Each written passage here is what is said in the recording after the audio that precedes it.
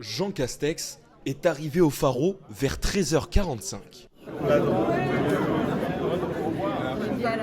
Après quelques poignées de main et une prise de parole aux côtés de la secrétaire d'État Sabrina Agresti-Roubache, le président de la Fondation a tenu à rappeler l'importance de cet anniversaire. FAS est né à Marseille, tout simplement. Voilà, le premier club, FAS c'est un regroupement de clubs d'entreprises.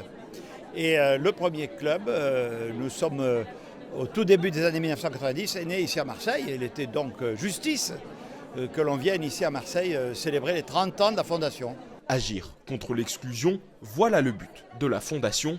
Et dans ce domaine, les associations et les pouvoirs publics ne sont pas les seuls à devoir agir.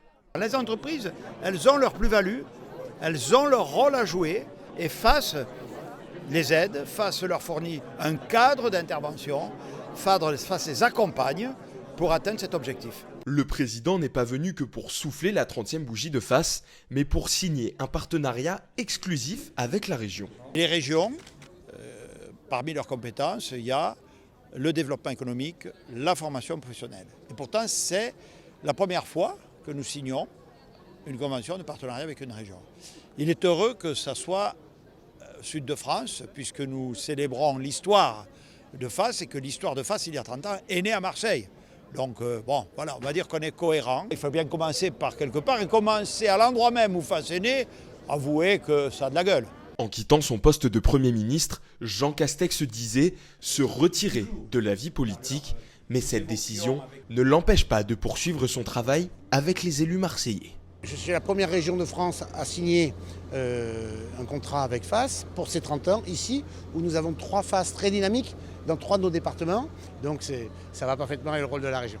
Cette ville, qui est une ville-monde, regardez derrière moi, c'est une ville qui a vocation à accueillir beaucoup d'événements de ce type. Moi, je suis très fier, évidemment, qu'on ait FAS aujourd'hui. FAS, ça veut dire quelque chose. Ça a commencé à Marseille. C'était il y a 30 ans. Et donc, ça nous fait penser un peu à un titre. Et vous savez que le slogan du club local, c'est « À jamais les premiers ». Donc, à jamais les premiers. Pour conclure cette journée, le ministre de l'Éducation nationale, Gabriel Attal, est venu rendre visite à son ancien Premier ministre. L'occasion pour ce dernier de rappeler le rôle primordial de l'école dans l'inclusion.